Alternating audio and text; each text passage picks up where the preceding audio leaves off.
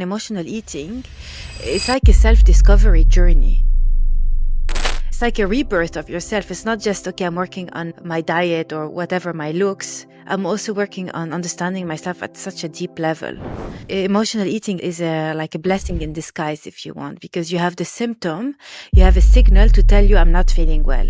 Do you ever feel like you know what it is you need to do, you know how to do it, but you just cannot do it consistently?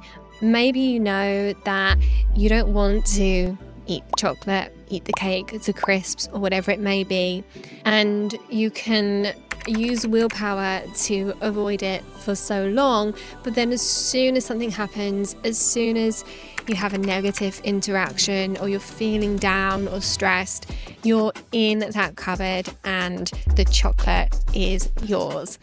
Maybe you know you do this and it's been a problem for a while, but you don't know how to stop doing it. You don't know how to actually make positive changes consistently. Well, if that's you, then this episode is for you.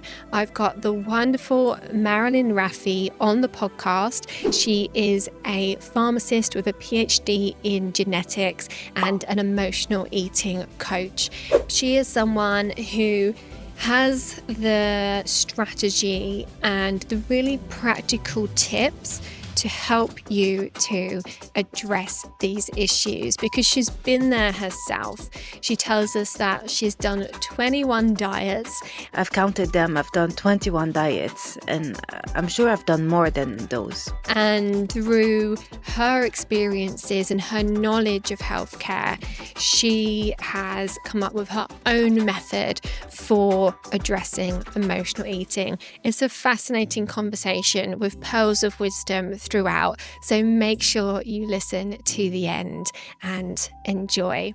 But welcome to the podcast. I'm Louise Digby, registered nutritional therapist and founder of the Nourish Method to lasting fat loss. So tune in and enjoy. Well, welcome back, and I'm really excited to be here with Marilyn, and I'm really looking forward to finding out more about your story, Marilyn, because you are a pharmacist, or you were a pharmacist, and you have transitioned to working with women in emotional eating, and that's a really interesting transition to make. So I'm really excited to hear your story about why that happened and what happened in your life to bring about that transition. So tell me all about it. Yeah, thank you first for inviting me and giving me the platform to talk about it. As you said, I am a pharmacist and have a PhD in genetics, but also I'm someone who's done so many diets. I've counted them. I've done 21 diets, and I'm sure I've done more than those. I got to a point a few years ago, maybe 5-6 years ago, where I was so confused with everything, all the messages that we got, and every day there's a new diet that we should do.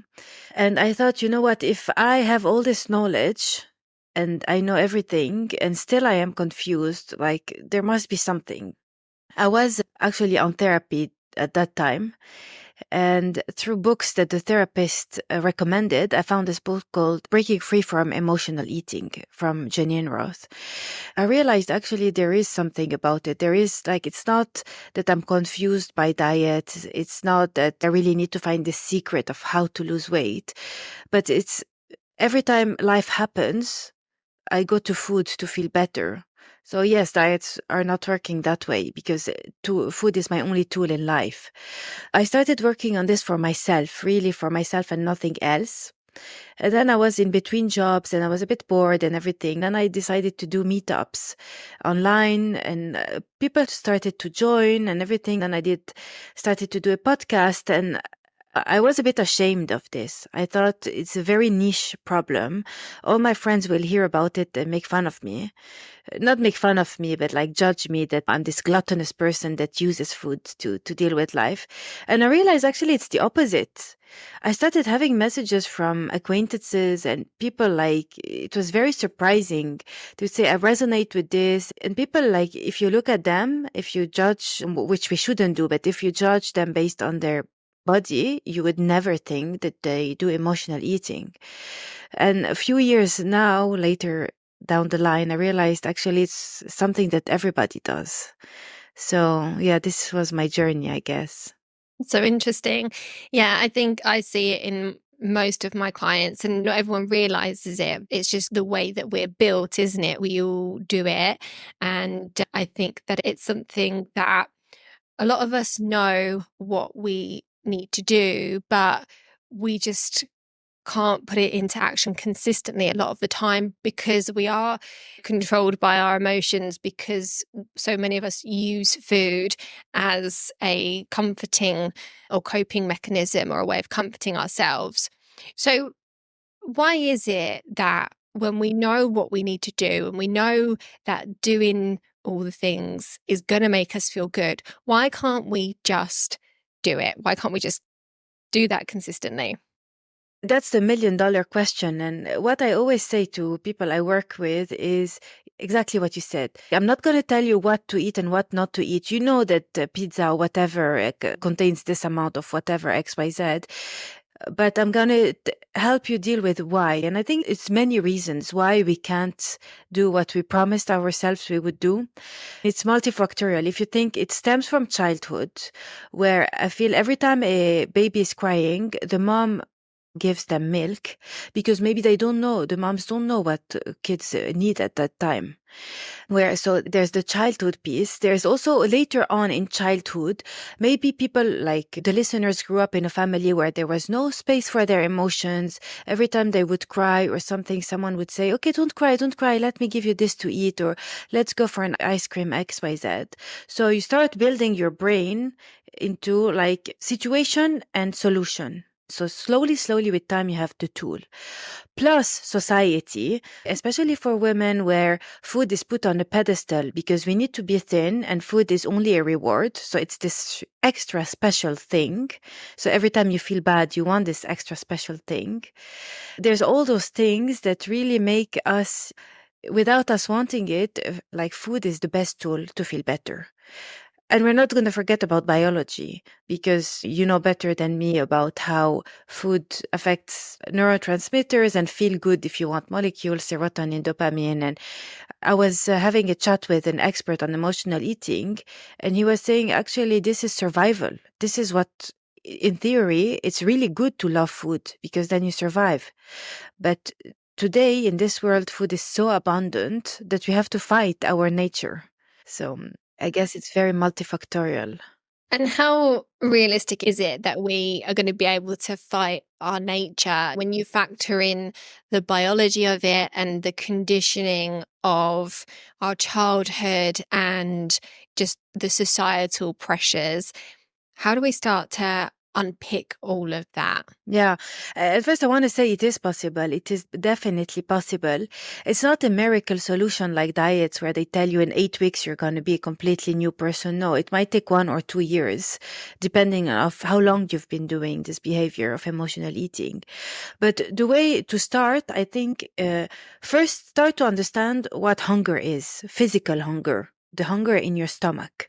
Once you know what this is, and a lot of us don't know because we've done so many diets and we ignored hunger because we've been told it's a bad thing, don't feel hungry. But once you really reconnect with, okay, I'm physically hungry in my stomach, then you know when you're emotionally hungry. By knowing one thing, you know the opposite. And every time you're emotionally hungry, where you feel, okay, we call it mouth hunger, where you're like, okay, I need to put something in my mouth, a bit of saliva, you're salivating. Every time you find yourself wanting to eat emotionally, let's say after a meeting at work, you go, you open the fridge, you grab biscuits, you know you're not hungry, but you start asking yourself, why am I doing this? What emotion am I trying to feel? And then slowly you start from there. There is, of course, the biology point of view, as I said, and some foods are addictive, but this is a completely other topic. And also depending if people had eating disorders or not. But the really addictive food, like processed, manufactured with high sugar, high fat, this is an extra effort. However, the emotional bit is a really important part of it that we can all work on easily with also patience, which is every time you're emotionally hungry and not physically hungry, you ask yourself why. and what can I do instead? It sounds like it's about, first of all, getting some awareness around what you're actually feeling and trying to feel those feelings rather than just masking them with food. Is that right? Yeah, definitely. And I always say this, that working on emotional eating is like a self-discovery journey. You will discover that actually, oh, this person at work triggers me. Oh, these friends, when I see them, theoretically, I think I'm enjoying my time with them. But every time I see them, I find myself eating, binging, overeating. And I'm like, okay, something doesn't sit well with me. And then it's like a rebirth of yourself. It's not just, okay, I'm working on my diet or whatever my looks. I'm also working on understanding myself at such a deep level. Emotional eating is like a blessing in disguise, if you want, because you have the symptom, you have a signal to tell you I'm not feeling well. That's a great way of looking at it. So when we say eating, I think a lot of people think about being sad and eating, but is there more to it than that? Are there other emotions that can trigger emotional eating as well? Yeah, I love that you ask those questions because it's basically all the misconceptions in 5 minutes. I love that. And I think people will really benefit.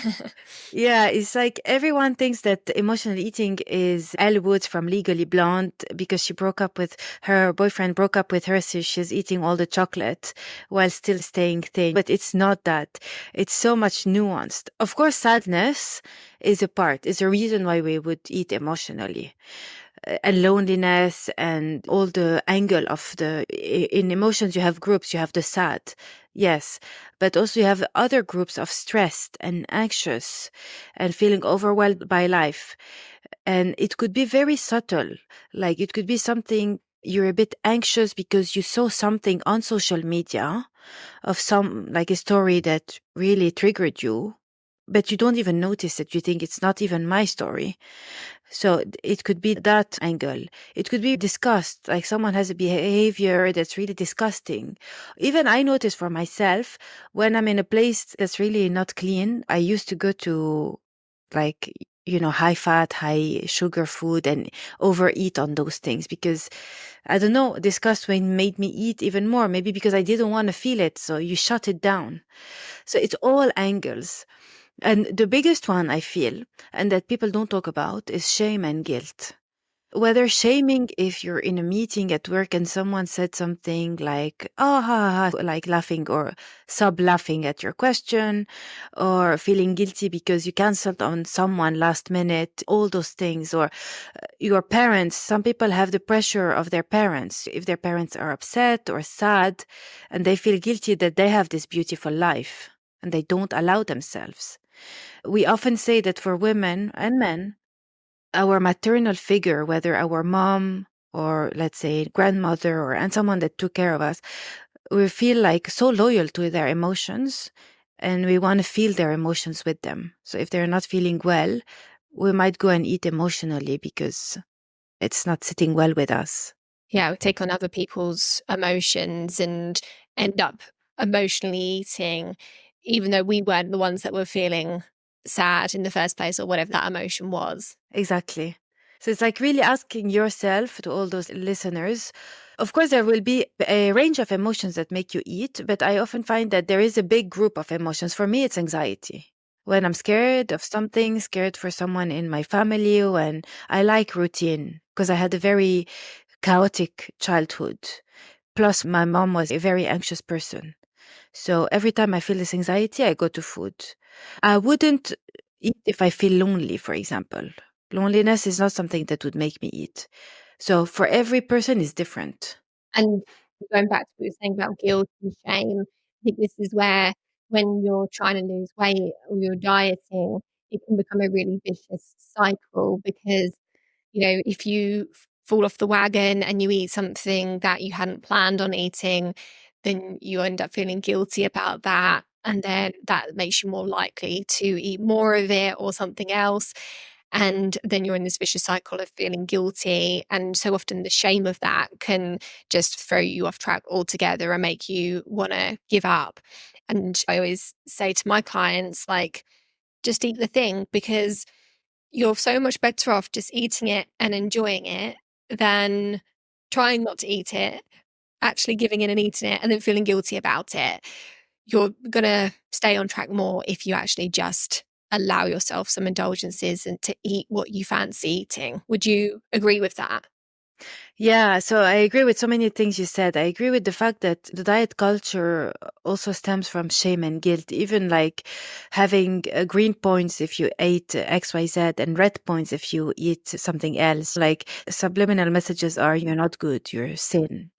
So we go into binge because let's say you have a problem, you binge, and then you want to restrict, and then you have two problems because you have all the shame and the guilt that you ate plus the initial problem.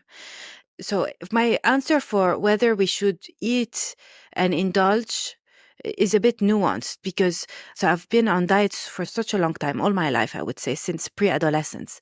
So when I stopped diets, I allowed myself everything, but only when I was hungry. So that was my rule. And that's what I recommend to people. And you start to discover I like Oreos, or actually I don't like Oreos, but because they were forbidden, I had in my mind that they were so special. So this is if you've had a really unhealthy relationship with food, allow yourself to eat whatever you want because binge and overeating will decrease. Afterwards, if you feel you're really healthy, like your relationship with food is really healthy, how would you know you don't think of it? It's not in your bag. Like it's not a huge effort to not eat a cake, let's say at a birthday. Then you start realizing, okay, I might have a good relationship with food. Then you can start saying, okay, I want to not eat XYZ, always coming from a place of love, coming from a place that I want to do good for myself, not because I don't deserve it. And why am I saying this? Because I'm pre-diabetic and sometimes diabetes, like it really fluctuates. It's in a continuum. If I eat a lot of sugar or carbs, I will have to be on medications. So I don't allow myself to eat a lot of carbs, but it's because I've done all the journey before and I feel now I'm strong enough to say, okay, I don't want to eat those carbs. I'm having this healthy relationship with food. So the answer is nuanced because some people will benefit from allowing themselves once for the first time in their life. And other, maybe later on in their journey, maybe they want to implement some changes if you want. I love that you said that it's nuanced because I think you're so right. It depends on where you are in your journey. And for some people, it's going to be easier to come from a place of love with the food choices that they make. And for others, they need to start a little bit further back and allow themselves to have a little bit more variety in their diets. And I think also that there's just such a big difference between saying, "I can't have that, and I don't want to have that," and, that "I don't want to have it" comes typically, I think, from a place of love because you tend to make that decision based on wanting to do good for yourself and wanting to work towards your health goals. Yeah, like in the past, let's say we would go to a restaurant and they would order, let's say, dessert, and I wouldn't eat. In my mind, what the words I was saying to myself, they get to eat because they're thin, because XYZ, their body can digest whatever. But me, no. When I lose weight, when I thin, maybe I will be allowed. This was my previous. Now, when we are at dinner, first, I don't even think of them versus me. Of course, I would say sometimes I get a bit triggered. I'm not going to say I'm human after all. But the words that come in my mind is, I made this choice. I feel so strong that I made this choice. I know sugar, when I eat it, I feel like brain fog. I feel like symptoms in my body. And I'm doing this out of strength for myself. So there's a shift, but I'm not saying it's easy. So for listeners, it might take time. Yeah, and that was really what I was going to ask next is, so many of the women that I work with, and I'm sure that you work with as well, are so busy. The headspace to even just take a moment to think about this stuff before they go ahead and eat something or before they unconsciously are in the fridge, the headspace kind of isn't there in many cases. So how does someone who's really busy and doesn't have a lot of bandwidth start making some progress with this?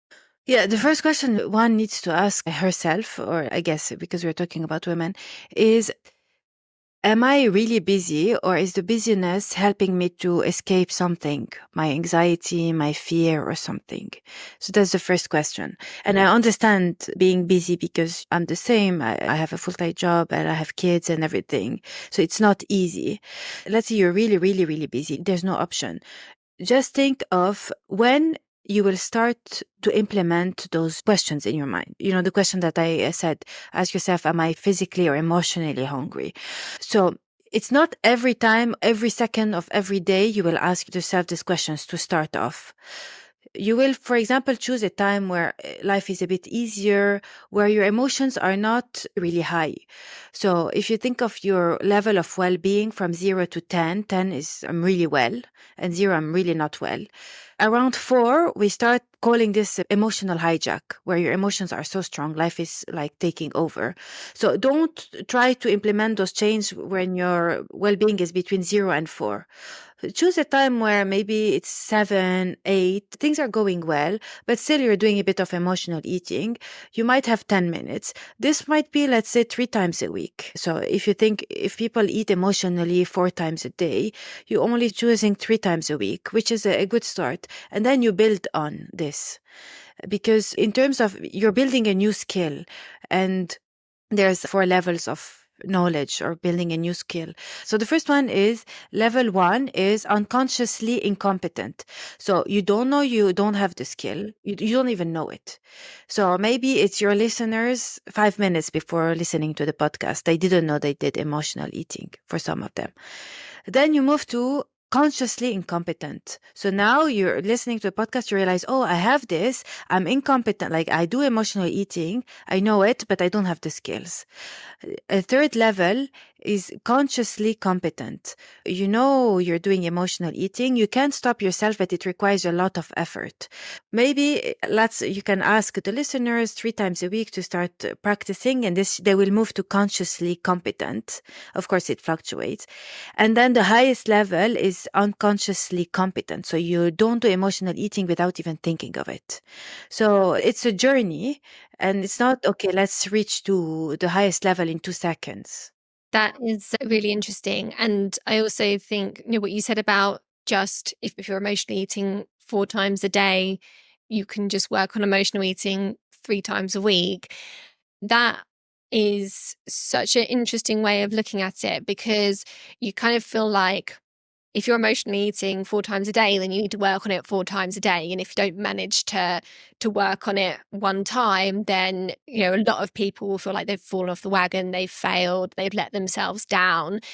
But actually giving yourself permission to just choose 3 times or whatever makes sense for that person is a really almost, it takes away some of the stress of it, some of the anxiety of it, and gives you a little bit more flexibility with being able to implement some of these things. So I really love that. Thank you. And there are some things that will trigger you so deeply that even if you want to work on it, it will be hard.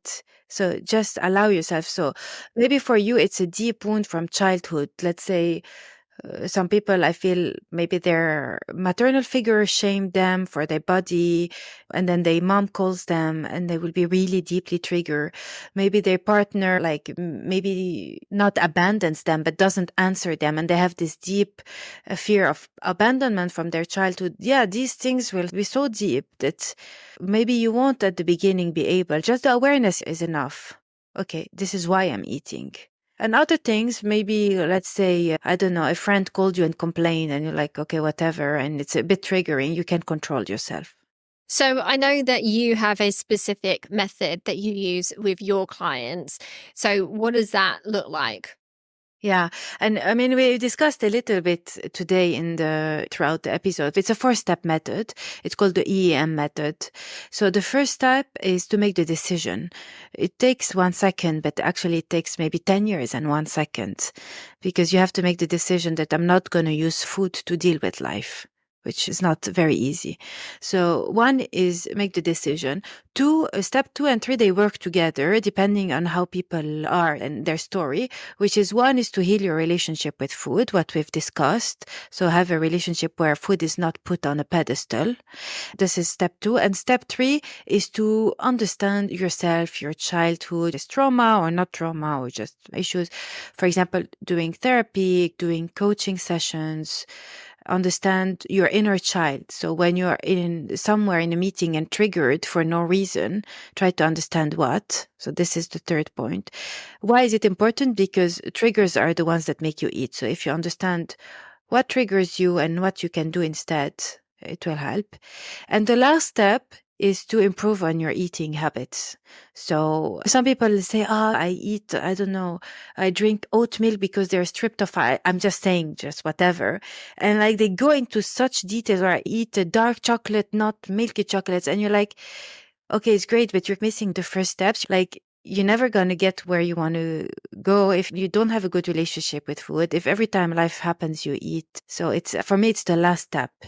Absolutely. And I see that a lot as well, where people are trying to get too almost like technical with their nutrition and they've actually skipped getting the foundations in place. And to get the foundations in place consistently, we've got to have a good relationship with food.